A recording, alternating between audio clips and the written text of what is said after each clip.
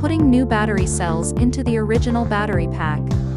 Seems as simple as a child building with blocks.